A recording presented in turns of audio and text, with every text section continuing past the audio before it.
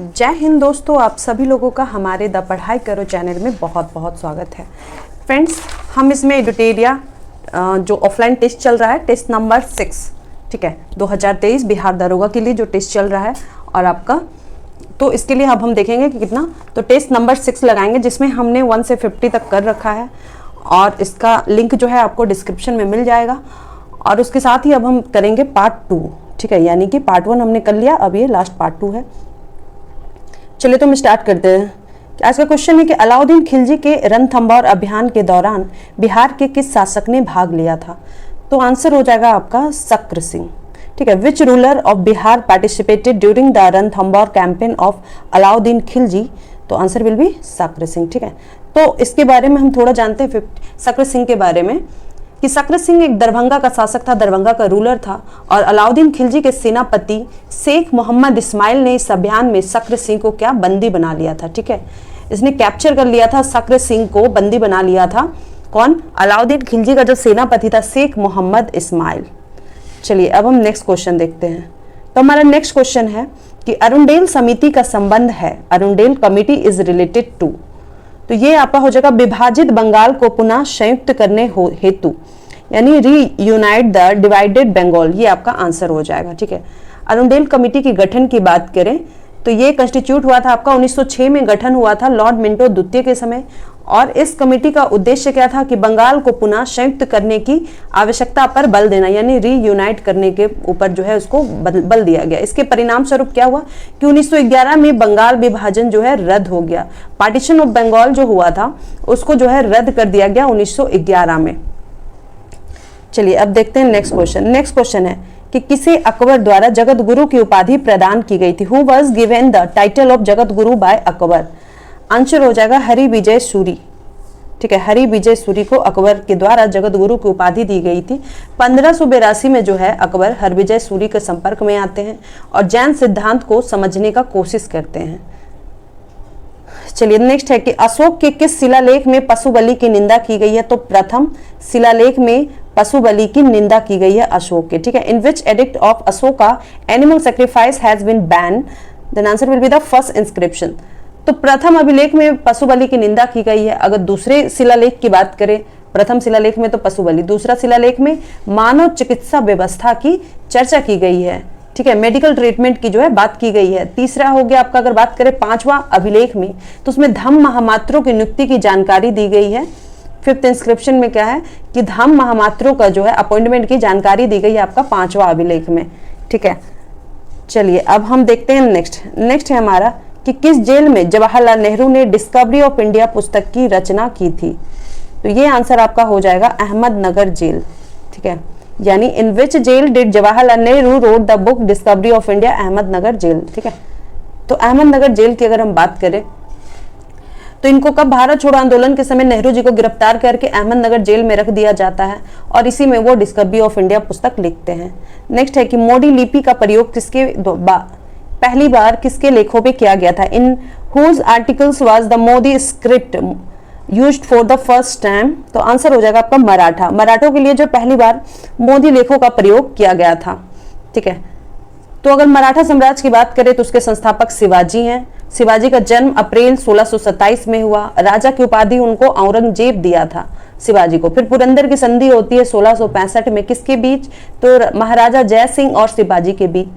शिवाजी का जो मंत्रिमंडल है उनको अष्टप्रधान कहा जाता है, ठीक है, उनके कैबिनेट को अष्टप्रधान कहा जाता था और अष्टप्रधान में पेशवा का पद सर्वाधिक महत्वपूर्ण एवं सम्मान होता था। चलिए अब हम नेक्स्ट देखते हैं कि मौर्य काल में प्रणय किस प्रकार का कर था? तो प्रणय जो होता था वो आपातकालीन कर था मौर्य काल में, ठीक है। What type of tax was Pranaya in the Mauryan period? तो आंसर हो जाएगा आपका इमरजेंसी टैक्स होता था।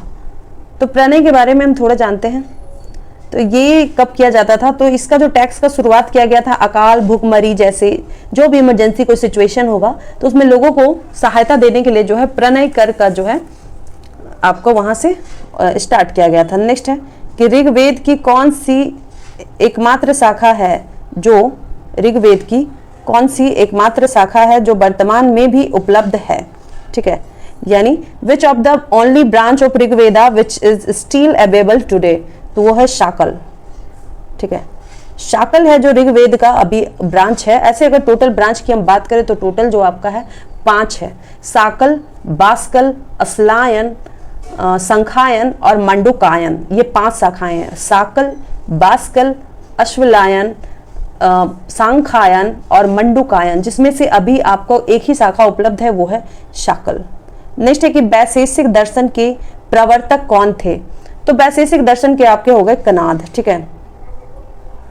Who was the founder of Vaisheshika philosophy? Answer will be the Kanad. तो दर्शन न्याय अगर हम बात करें तो दर्शन न्याय बहुत अधिक किससे मेल खाता है? किससे? वैशेषिक दर्शन से जो है न्याय दर्शन बहुत अधिक मेल खाता है, लेकिन वास्तव में यह स्वतंत्र भौतिक विज्ञानवादी दर्शन है आपका वैशेषिक दर्शन। चलिए अब हम देखेंगे नेक्स्ट। तो नेक्स्ट है कि बिहार में किस वर्ष चंपारण कृषि कानून को पारित किया गया था? In which year the Champaran agriculture act was passed in Bihar? तो 1918 में चंपारण कृषि कानून को पारित किया गया था। चंपारण कृषि की बात करें, चंपारण आंदोलन की बात करें तो 1917 में हुआ था, ठीक है। और 1918 में जो है कृषि कानून पारित कर दिया गया था। और इस कमेटी के सदस्य के रूप में आपके महात्मा गांधी जी को बनाया गया था। और इसी समिति के सिफारिश पे जो है पहले से चली आ रही 3 कठिया पद्धति को समाप्त किया गया। रैयत के लगान जो लगते थे उसको हटा दिया गया, और भी जो अदर कर थे जो इनवैलिड उसको घोषित कर दिया गया। चलिए अब नेक्स्ट देखते हैं कि वैसे पौधे जो पोषण के लिए, ठीक है, in which year the Champaran agriculture act was passed in Bihar? तो 1918, ठीक है। नेक्स्ट है 61 कि वैसे पौधे जो पोषण के लिए सड़ी गली चीजों पर आश्रित रहते हैं वे क्या कहलाते हैं? Which of the following plant take their nutrition from rotten organic matter? तो 61 का आंसर हो जाएगा आपका मृतजीवी या सैप्रोफाइट्स, ठीक है, ये कहलाते हैं। तो मृतजीवी क्या होते हैं? तो मृतजीवी की बात करें तो वो अपना भरण पोषण जो है सड़ा गला कार्बनिक पदार्थ होता है उसी को खाते हैं और वो मृतजीवी पौधा कहलाते हैं। एग्जाम्पल के तौर पे मशरूम। वहीं परजीवी क्या है? यानी परजीवी की अगर हम बात करें तो हो जाएगा पैरासाइटिक। तो पैरासाइटिक प्लांट या परजीवी वो हो गया कि जो अपना न्यूट्रिशन के लिए, अपना पोषण के लिए जो है किसी दूसरे पौधे पे आश्रित रहते हैं, ठीक है, किसी दूसरे प्लांट पे डिपेंड होते हैं, उन्हें कहा जाता है परजीवी। आंसर की अगर हम बात करें एग्जाम्पल की तो इसके एग्जाम्पल के तौर पे आ जाएगा आपका अमरवेल। चलिए नेक्स्ट देखते हैं कि केंद्रिका में क्या पाया जाता है? Which substance are found in the nucleus? ठीक है, केंद्रिका में क्या पाया जाता है? तो प्रोटीन पाया जाता है, आरएनए पाया जाता है और डीएनए पाया जाता है। ऑप्शन नंबर डी, ठीक है। अगर हम बात करें इसके तो केंद्रिका में अगर हम बात करें तो प्रोटीन आपका 85%, आरएनए 10% और डीएनए जो है 5% पाया जाता है। आरएनए के स्टोरेज की अगर हम बात करें, ठीक है, वो क्या करता है स्टोरेज, अगर आरएनए जो स्टोर करता है राइबोसोम का निर्माण करता है। आरएनए का केंद्रिका क्या करता है? आरएनए को स्टोर करता है और राइबोसोम को जो है निर्माण करता है। और दूसरा हो गया कि यह समसूत्री कोशिका विभाजन में मुख्य भूमिका निभाती है, ठीक है। ये जो आपका मेजर रोल प्ले करता है किसमें? म्योटिक सेल डिवीजन में। और आपका तीसरा हो गया कि केंद्रिका अनुवांशिक सूचनाओं को एक जनरेशन से दूसरे जनरेशन में ट्रांसफर करने के बीच जो है मेडिएटर का काम करती है केंद्रिका, ठीक है। चलिए अब हम देखते हैं नेक्स्ट। तो हमारा नेक्स्ट है कि निम्नलिखित में से कौन प्रोटोजोआ जनित रोग नहीं है? तो मम्स, ठीक है। विच of the following is not a protozoan disease? तो आंसर हो जाएगा गलसुआ या मम्स जो है ये प्रोटोजोआ जनित रोग नहीं है। मम्स या गलसुआ कहें तो ये आपका जो है क्या है? तो ये वायरस जनित रोग है, ठीक है। इस रोग में लार ग्रंथि प्रभावित होती है। मलेरिया, कालाजार, पेचिस हो गया, पायरिया हो गया, ये प्रोटोजोआ जनित रोग है। नेक्स्ट है कि ऑक्सी श्वसन के संबंध में निम्न में से कौन सा कथन असत्य है? तो आपका ये असत्य हो जाएगा कि ऑक्सी श्वसन में जो है या श्वसन ऑक्सीजन की उपस्थिति में होता है, ठीक है। तो 64 का आपका आंसर हो जाएगा, ये सही है, बी में। इस श्वसन में अवायवीय श्वसन की तुलना में कम मात्रा ऊर्जा उत्पन्न होता है, ये गलत है, ठीक है। तो ये क्या हो गया? ऑक्सी श्वसन जो होता है वो श्वसन ऑक्सीजन की उपस्थिति में होता है, सही है। अगर अनॉक्सी हो जाएगा तो ऑक्सीजन की अनुपस्थिति में होता है, ठीक है। दूसरा क्या है कि या श्वसन में अवायवीय श्वसन की तुलना में कम मात्रा ऊर्जा उत्पन्न होता है, तो सही है। और तीसरा है कि श्वसन कोशिका द्रव तथा माइटोकॉन्ड्रिया दोनों में सम्मिलित रूप से संपन्न होता है, तो ये भी सही। तो इसमें गलत हो गया ऑप्शन नंबर बी, ठीक है। आपका इंग्लिश में है कि विच of the following statement is incorrect regarding aerobic respiration? Then answer will be the B. In the respiration, less amount of energy is produced as compared to anaerobic respiration. ठीक है, अब इसके बारे में थोड़ा डिफरेंस हम जान लेंगे। तो इसका डिफरेंस सबसे पहले तो ये हो गया कि ये जो है ऑक्सीजन की उपस्थिति में यानी प्रेजेंट ऑफ ऑक्सीजन आपका कौन हो गया, एरोबिक या वायवीय श्वसन, और अवायवीय श्वसन यानी एनएरोबिक जो रेस्पिरेशन होता है उसमें जो है ऑक्सीजन नहीं होता है, ठीक है, वो एब्सेंट होता है। उसके बाद दूसरा क्या हो गया, एरोबिक में अगर बात करें वायवीय में, तो इस श्वसन का प्रथम चरण जो है कोशिका द्रव में और द्वितीय चरण जो है आपका माइटोकॉन्ड्रिया में संपन्न होता है। तो इस श्वसन का, इस रेस्पिरेशन का जो है फर्स्ट स्टेप जो है आपका कोशिका द्रव में और दूसरा स्टेप आपका माइटोकॉन्ड्रिया में, प्रोटोप्लाज्म में पहला होता है, दूसरा आपका माइटोकॉन्ड्रिया में होता है। वहीं अवायवीय की बात करें तो पूरा जो इसका जो पूरा क्रिया होता है, ठीक है, अवायवीय का, तो वो आपका जो कहाँ होता है, तो ये आपका पूरा का पूरा साइटोप्लाज्म में ही होता है, ठीक है। दूसरा का हमने देखा कि साइटोप्लाज्म और माइटोकॉन्ड्रिया दोनों में होता है, और जबकि अवायवीय जो होता है उसका हमने देखा कि सिर्फ कोशिका द्रव में यानी सिर्फ साइटोप्लाज्म में होता है, माइटोकॉन्ड्रिया में नहीं होता है। थर्ड क्या डिफरेंस है कि इस श्वसन में ग्लूकोज की पुनः ऑक्सीकरण होता है। वायवीय में जहाँ पे ऑक्सीजन होता है उसमें क्या होगा, ग्लूकोज पूरे तरीके से जो है उसमें ऑक्साइड हो जाता है, ठीक है, और अगर हम ऑक्सीडेशन होता है उसका। और अवायवीय में क्या है कि इसमें ग्लूकोज का आंशिक मतलब आधा ग्लूकोज जो है वो उसका ऑक्सीडेशन होता है यानी ऑक्सीकरण होता है। चौथा पॉइंट क्या होगा कि इसमें ग्लूकोज के एक अणु से 686 किलो कैलोरी ऊर्जा मुक्त होती है। ग्लूकोज से जो है आपका 686 किलो कैलोरी ऊर्जा मुक्त होती है वायवीय में जिसमें ऑक्सीजन है, और अवायवीय जिसमें ऑक्सीजन नहीं है वो ग्लूकोज में सिर्फ 54 किलो कैलोरी ऊर्जा मुक्त होती है, ठीक है। तो इसलिए हो गया। नेक्स्ट अब हम देखते हैं कि मानव शरीर की सबसे बड़ी अंतःस्रावी ग्रंथि निम्न में से कौन है। तो अगर अंतःस्रावी ग्रंथि की बात हो यानी which of the following is the largest endocrine gland in the human body, तो ये हो जाएगा थायराइड, ठीक है, थायराइड हो जाएगा। अगर बात किया जाए कि मानव शरीर की सबसे बड़ी ग्रंथि कौन सी है तो वो लीवर हो जाएगा, ठीक है। अगर पूछा जाए कि मानव शरीर की सबसे बड़ी ग्रंथि कौन सी है तो वो लीवर हो जाएगा। लेकिन अगर पूछ दे कि मानव शरीर की अंतःस्रावी सबसे बड़ी ग्रंथि कौन है तो वो थायराइड होगा। वहीं अगर पूछ दे कि मानव शरीर की सबसे बड़ी मिश्रित ग्रंथि कौन यानी अंतःस्रावी भी और बाह्यस्रावी भी, तो वो हो जाएगा पैनक्रियाज, ठीक है। तो अगर हम बात करें तो लीवर आपका ह्यूमन बॉडी का जो है सबसे लार्जेस्ट ग्लैंड हो गया लीवर। अगर बात करें कि ह्यूमन बॉडी का लार्जेस्ट एंडोक्राइन ग्लैंड कौन सा है तो थायराइड ग्लैंड हो जाएगा। और अगर बात करें कि मिक्स ग्लैंड कौन सा है तो वो आपका पैनक्रियाज हो जाएगा। चलिए अब हम देखते हैं नेक्स्ट क्वेश्चन। प्रकाश संश्लेषण रासायनिक अभिक्रिया कहाँ होती है, ठीक है। तो 66 का आपका आंसर हो जाएगा ग्रेना में, ठीक है। प्रकाश संश्लेषण रासायनिक अभिक्रिया जो है ग्रेना में होती है। Photosynthesis reaction takes in which part of the plants, तो इन ग्रेना, ठीक है। तो ग्रेना में क्या होता है, प्रकाश संश्लेषण हम जानते हैं कि ये एक जो है क्या बायोकेमिकल प्रोसेस है, रासायनिक प्रक्रिया है, और इसमें जल से जो है जल के ऑक्सीजन से ऑक्सीजन गैस और CO2 के अवकरण से ग्लूकोज का निर्माण होता है। तो अगर इसके फॉर्मूला की बात करें तो 6CO2 + 12H2O in the presence of light या प्रकाश की उपस्थिति में। उसके बाद आपका क्या निकलता है, C6H12O6 ग्लूकोज और 6H2O + 6O2 जो रिलीज होता है। तो ये दो अवस्था में पूरी होती है, ठीक है, प्रकाश संश्लेषण। अगर प्रकाशीय अभिक्रिया है तो पर्णहरित के ग्रेना में संपन्न होती है, ठीक है। फोटोसिंथेसिस का क्या है कि अभिक्रिया पर्णहरित यानी कि हो गया ये पर्णहरित यानी कि क्लोरोफिल, ठीक है। तो क्लोरोफिल के ग्रेना में संपन्न होगी। अगर ये प्रकाशीय अभिक्रिया है, ठीक है, लाइट रिएक्शन है, तब जाकर जो है आपका क्लोरोफिल के ग्रेना में संपन्न होगी। लेकिन अगर जो है लाइट रिएक्शन की अगर हम बात करें, अगर अप्रकाशीय अभिक्रिया है तो वो क्लोरोफिल के स्ट्रोमा में संपन्न होगी। ये दोनों चीज याद रखिएगा, कभी भी आपसे क्वेश्चन पूछा जा सकता है। चलिए नेक्स्ट है कि वह लक्षण जिन पर 5 जगत वर्गीकरण आधारित था, ठीक है। The 5 kingdom classification was based on which characteristics, ठीक है। तो ये आपका आंसर हो जाएगा, इसका कौन सा लक्षण था, तो ये आपका आंसर हो जाएगा 67 का बी, कोशिका भित्ति, केंद्रक झिल्ली एवं पोषण की विधि, कहें तो cell wall, nuclear membrane and mode of nutrition, ठीक है। तो कैरोलस लिनियस के बारे में हम जानते हैं कि ये वर्गीकरण के पिता हैं या फादर ऑफ टैक्सोनॉमी इनको कहा जाता है। जीवों का वर्गीकरण इन्होंने ही किया था, ठीक है। तो इसके अगर हम बात करें तो इन्होंने संपूर्ण जीवधारी को सिर्फ 2 जगत में बांटा था, ठीक है, प्लांट किंगडम और एनिमल किंगडम, हिंदी में कहें तो जंतु जगत और पादप जगत। वहीं R.H. विटेकर ने क्या किया था, 5 वर्ग में बांटा था, ठीक है, मोनेरा, प्रोटेस्टा, पादप, कवक और एनिमेलिया में। और वर्गीकरण का क्या आधार दिया था, R.H. विटेकर ने यह आधार दिया था कि कोशिका भित्ति, केंद्रक झिल्ली एवं पोषण की विधि यानी cell wall, nuclear membrane and mode of nutrition.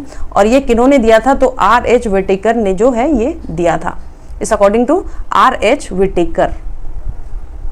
Next है कि पौधों की आयु की गणना किस ऊतक के वार्षिक वलयों को संख्या को गिनकर किया जाता है?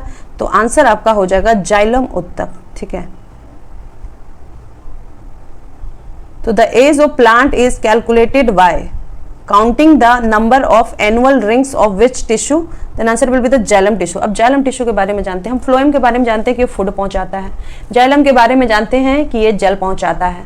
ठीक है, मृदा से जो जल होता है उसको पहुंचाता है, खनिज, लवण और जल को, और वहीं फ्लोएम क्या करता है कि वो फूड पहुंचाता है। अगर हम फ्लोएम की बात करें तो वो ऊपर से नीचे की तरफ आता है। ठीक है, क्योंकि हमने अभी देखा था कि भोजन कहाँ बनता है, तो पत्तियों में बनाता है पेड़ पौधा अपना भोजन, तो फ्लोएम जो है फूड पहुंचाता है, पेड़ का एक एक कोना, दैट मीन्स वो ऊपर से नीचे की तरफ वो आता है। जबकि जाइलम क्या करता है, जड़ में हम पानी डालते हैं ना पेड़ का, तो वहां से पानी ले जाते हुए वो ऊपर की तरफ जाता है। तो हो सकता है कहीं कहीं ये क्वेश्चन आ जाता है थोड़ा कंफ्यूज करने के लिए, तो ये भी ध्यान रखिएगा। चलिए अब हम देखते हैं कि निम्न में से कौन संवहनी क्रिप्टोगेम्स पादप है? ठीक है, यानी which of the following is a vascular cryptogams non flowering plant? ठीक है, तो 69 का आपका आंसर हो जाएगा टेरिडोफाइटा, ऑप्शन नंबर सी।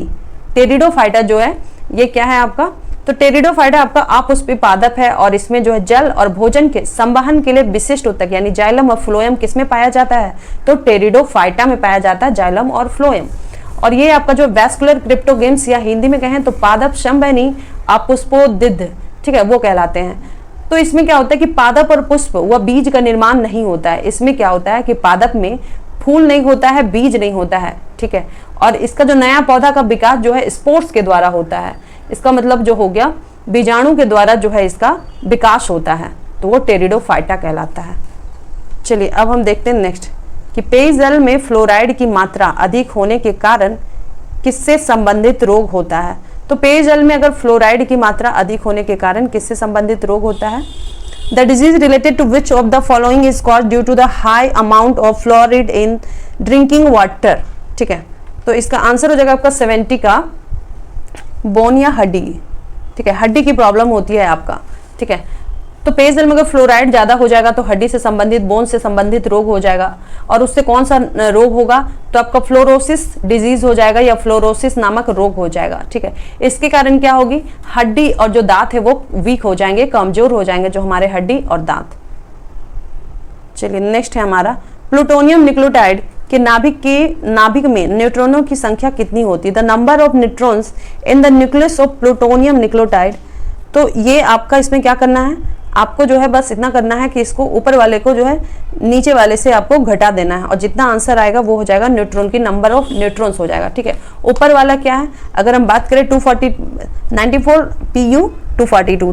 ठीक है, तो मास नंबर है आपका ऊपर में जब कोई एलिमेंट होता है और उसके ऊपर में जो संख्या लिखी रहती है वो आपका रहता है मास नंबर या द्रव्यमान संख्या होता है। ठीक है, और अगर हम बात करें बीच में तो ये हमारा तो एटॉमिक नंबर है, एलिमेंट का जो है एटॉमिक नंबर है, और या फिर कहें परमाणु क्रमांक है। ठीक है, जैसे ये है 94 अगर हम बात करें कि जो नीचे में प्लूटोनियम का जो है 94 वो क्या है, तो वो एटॉमिक नंबर है। ठीक है, यानी परमाणु संख्या है जिसको कहते हैं नंबर ऑफ प्रोटॉन्स। ठीक है, ऊपर वाला जो हो गया मास नंबर और नीचे वाला जो हो गया नंबर ऑफ प्रोटॉन या एटॉमिक नंबर या फिर कहें परमाणु क्रमांक, प्रोटॉन की संख्या। तो इसको क्या करेंगे, प्रोटॉन की संख्या को मास की जो द्रव्यमान की जो संख्या है उसको घटा देंगे तो आपका आंसर आ जाएगा 148। तो 148 हमारा क्या हो गया, नंबर ऑफ न्यूट्रॉन्स। जब भी नंबर ऑफ न्यूट्रॉन्स निकालना रहेगा तो मास नंबर या फिर द्रव्यमान संख्या से प्रोटॉन की संख्या घटा दीजिएगा, आंसर आ जाएगा। The number of neutrons in the nucleus हो जाएगा 148। नेक्स्ट है कि स्थिर ताप पर गैस के निश्चित द्रव्यमान का आयतन कम करने पर दाब क्या होगा? ठीक है, तो अगर स्थिर ताप है, गैस का निश्चित द्रव्यमान का आयतन को कम करने पे क्या होगा, तो ये इन्वर्सली प्रोपोर्शनल होता है, इसलिए कम करेंगे तो ये बढ़ेगा, अगर इसको ज्यादा करेंगे तो ये घटेगा। ठीक है, तो on reducing the volume of a fix mass of gas at constant temperature the pressure will increase. ठीक है, तो आप इसका अगर हम देखें तो जो हमारा बॉयल्स नियम है, ठीक है, जिसको आदर्श गैस नियम हिंदी में कहते हैं, तो बॉयल्स ही दिए थे वो। तो बॉयल्स के नियम के हिसाब से क्या है कि ताप पर गैस का आयतन दाब के जो है इन्वर्सली प्रोपोर्शनल होता है, यानी एक नियत ताप पर, एक निश्चित ताप पर जो है गैस का जो आयतन होता है, गैस का वॉल्यूम, वो प्रेशर के जो है किसके, वो उसके इन्वर्सली प्रोपोर्शनल या फिर कहें व्युत्क्रमानुपाती होता है। तो स्थिर ताप पर गैस के निश्चित द्रव्यमान का आयतन कम करने पर दाब बढ़ता है।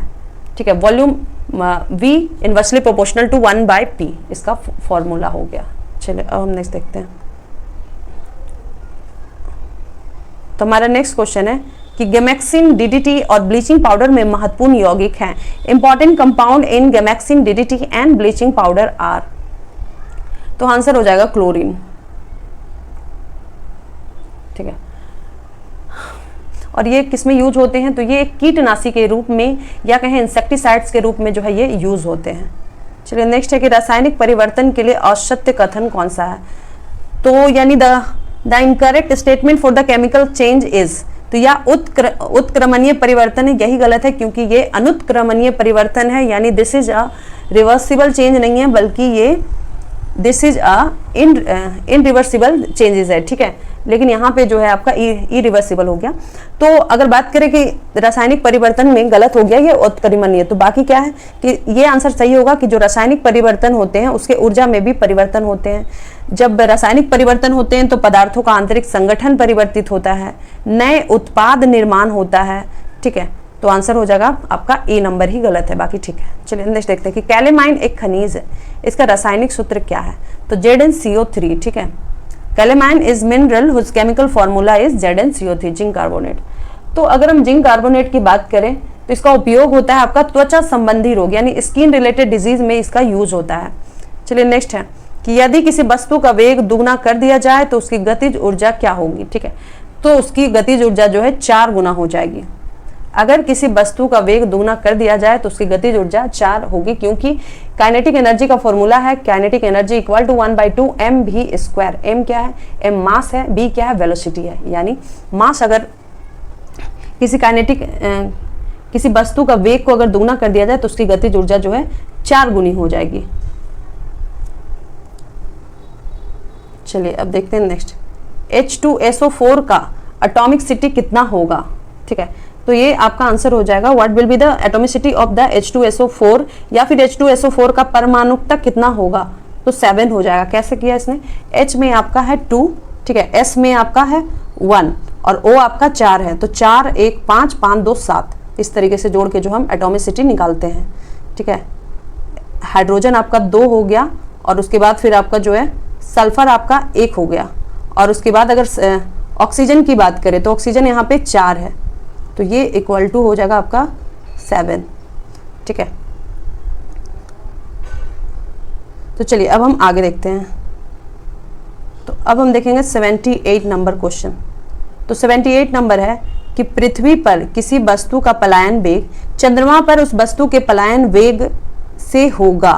ठीक है, यानी कि what will be the escape velocity of the object on the earth as compare to the escape velocity of that object on the moon. तो 78 का आपका आंसर हो गया अधिक होगा। अधिक क्यों होगा? क्योंकि यहाँ पे जो है अगर हम बात करें चंद्रमा पे जो ग्रेविटी है वो कम है, जबकि पृथ्वी पे जो ग्रेविटी है चंद्रमा के कंपैरिजन में ज़्यादा है। ठीक है, तो यहाँ से जब किसी सामान को हम फेंकेंगे, ठीक है, यहाँ से, तो हमको ज़्यादा वहाँ पे जो है ज़्यादा पावर लगाना पड़ेगा क्योंकि ग्रेविटी अपने तरफ खींचेगी। और वही अगर बात करें कि यहाँ से अगर पलायन वेग की हम बात करें कि पृथ्वी पर पलायन वेग कितना है, तो 11.2 किलोमीटर पर सेकेंड है।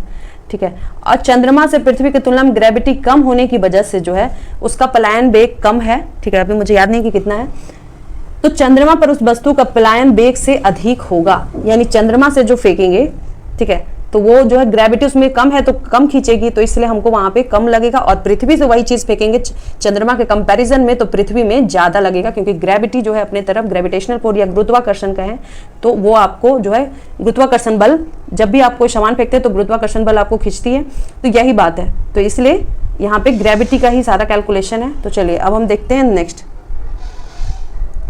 कि सौर सेल बनाने के लिए कौन सा पदार्थ उपयोग किया जाता है, यानी which material use to make solar cell. Answer हो जाएगा सिलिकॉन। ठीक है, सिलिकॉन का यूज किया जाता है आपका। तो सौर सेल अगर हम बात करें तो सौर ऊर्जा को ये किसमें बदलती है, तो विद्युत ऊर्जा में चेंज करती है सौर सेल। नेक्स्ट है कि प्रतिध्वनि सुनाई देती है, यानी इको इज हर्ड। तो अगर बात करें प्रतिध्वनि की तो ये आपका ध्वनि तरंगों के परावर्तन के कारण सुनाई देती है। ऑप्शन नंबर बी हो जाएगा 80 का। ठीक है, अगर किसी श्रोता की हम बात करें कि उसका प्रवर्तक सतह पर कितना, मतलब उसको स्पष्ट सुनने के लिए जो है कितना डेसिबल उसको चाहिए, तो लगभग 16.5 मीटर या फिर लगभग 17 मीटर की दूरी होनी चाहिए। ठीक है, एक बढ़िया से सुनाई दे उसके लिए लगभग 16.5 मीटर या 17 मीटर की जो है ये दूरी होना चाहिए।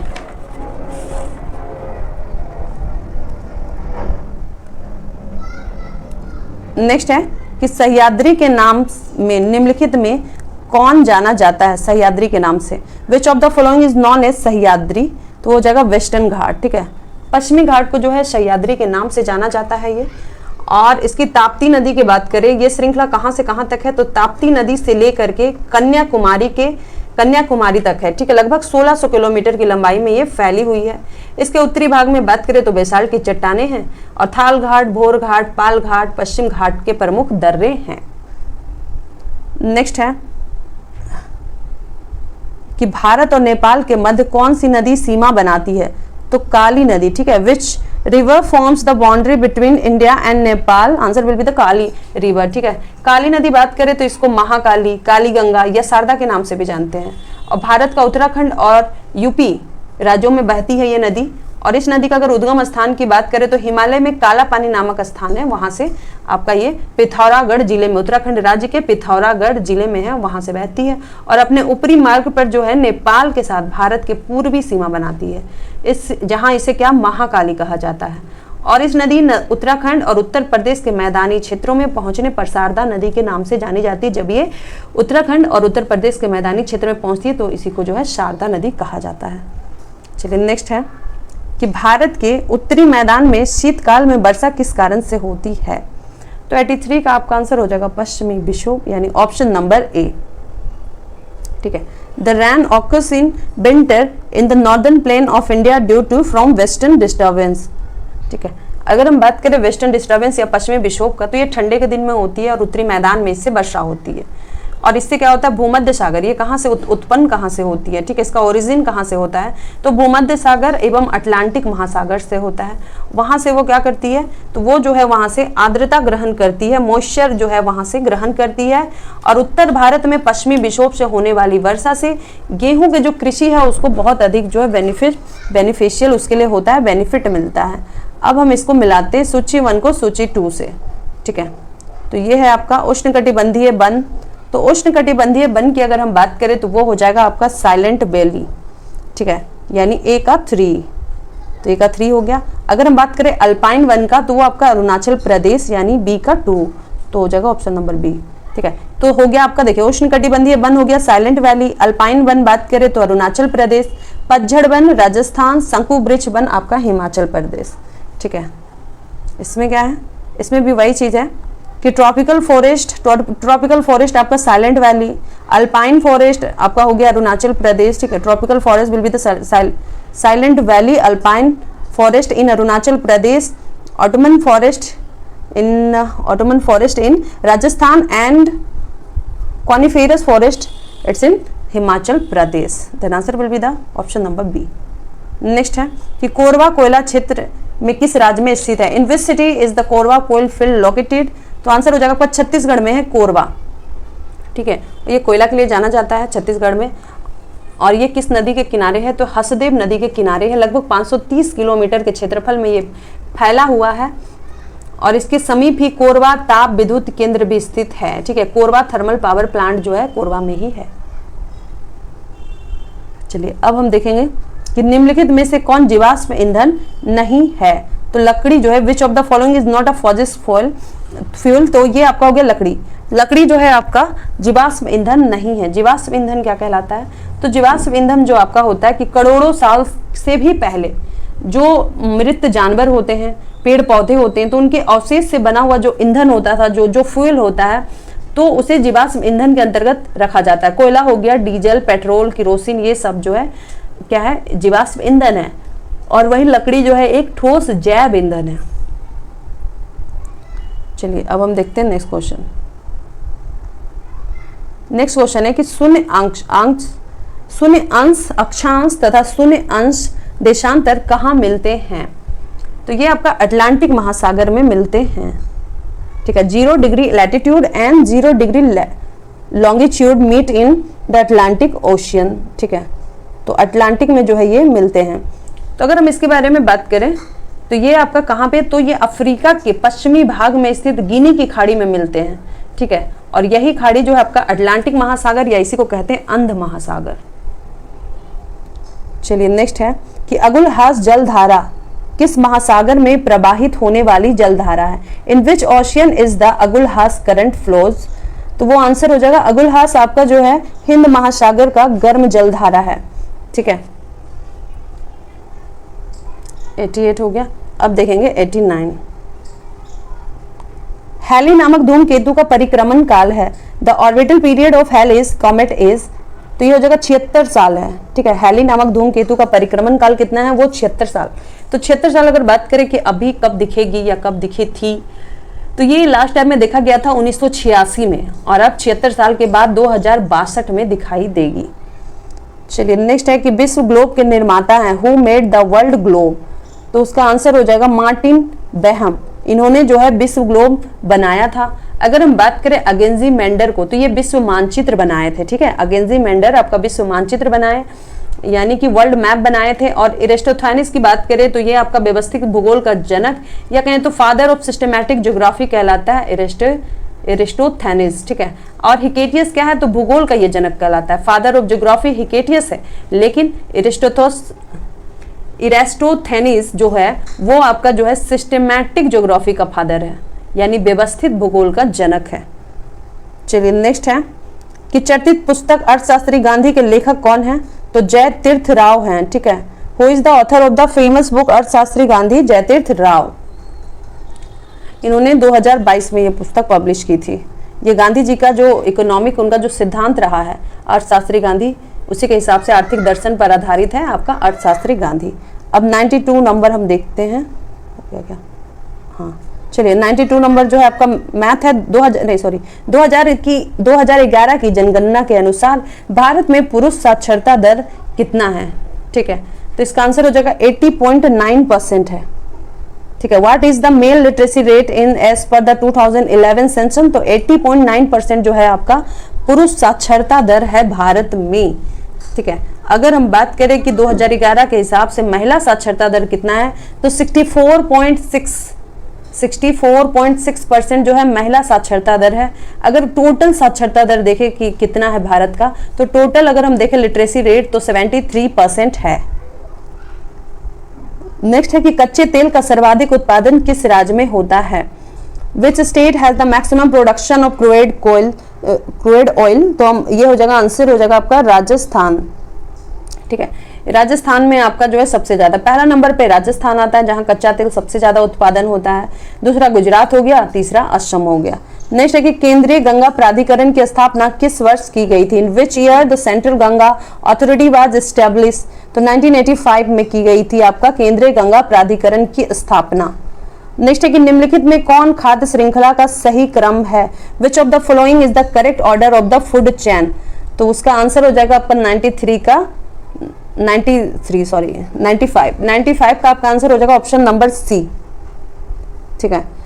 घास को कौन खाता है, कीट को कौन खाता है, मेढक को कौन खाता है, सर्प को कौन खाता है, गरुड़। इस तरीके से आपका आंसर हो जाएगा ऑप्शन नंबर सी। ये जो है खाद्य श्रृंखला का सही ऑर्डर है। नेक्स्ट है आपका मैथ आ गया। मैथ में बस मैं पढ़ दे रही हूँ क्वेश्चन, आंसर आप लगा लीजिएगा, मैं आंसर बता दूंगी, ठीक है। आप बाद में क्वेश्चन बना लीजिएगा। नेक्स्ट है कि 5 के प्रथम 8 गुणजों का योगफल क्या होगा। जब आप what will be the sum of the first multiples of 5। तो आंसर हो जाएगा आपका 180 आएगा इसका आंसर, ठीक है। दूसरा है आपका कि यदि 7 नारंगियों का क्रय मूल्य 6 नारंगियों के विक्रय मूल्य के बराबर है तो लाभ प्रतिशत है।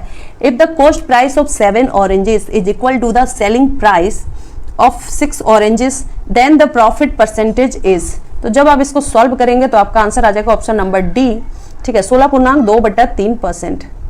नेक्स्ट है 98 नंबर कि दी गई श्रृंखला में अगली संख्या ज्ञात करें। Find the next number in the given series. तो इसका आंसर आपका हो जाएगा 62 आएगा आंसर, ठीक है। नेक्स्ट है आपका कि एक समबाहु त्रिभुज की प्रत्येक भुजा की लंबाई 14√3 सेंटीमीटर है तो उसके अंतःवृत्त का क्षेत्रफल कितना होगा। ठीक है। The length of each side of the equilateral triangle is 14√3 centimetre, then what will be the area of the incircle. तो आपका आंसर हो जाएगा कितना इसका 99 का होगा 154 centimetre square, option number B. अब लास्ट है 100 नंबर की 15,000 रुपए पर 2 वर्ष के चक्रवृद्धि ब्याज और साधारण ब्याज का अंतर है 96 रुपीज है, तो ब्याज का वार्षिक दर ज्ञात करें। यानी for the ₹15,000 the difference between compound interest and simple interest for 2 years is ₹96, then find the annual rate of interest. तो आपका आंसर हो जाएगा 8%। ठीक है, तो होप सो गाइज आपको मेरा वीडियो अच्छा लगा हो और आप हमारे और भी सीरीज हमारा चल रहा है, हमारा जो इंडिया के नंबर 1 जाने जाते हैं एम लक्ष्मीकांत सर, उनका शॉर्ट नोट चल रहा है, आप उसको देख सकते हो। उसमें आपको बहुत अच्छे से पॉलिटी समझने का मौका मिलेगा। और उसके साथ ही जो है अभी हमारा एंशिएंट हिस्ट्री चल रहा है, रामचरण शर्मा, ये भी प्राचीन भारत के इंडिया के नंबर 1 माने जाते हैं, तो इनका भी नोट्स आपका नोट सीरीज चल रहा है। बिहार स्पेशल जीके जीएस वो भी चल रहा है। उसके साथ ही आप एडुटेरिया का जो है रामबाण, ठीक है, वो सेट भी आप चल रहा है, उसको भी देख सकते हैं। आपको बहुत अधिक जो है आपको उससे भी लाभ मिलेगा। तो होप सो गाइज आपको मेरा वीडियो अच्छा लगा हो। जय हिंद, जय भारत।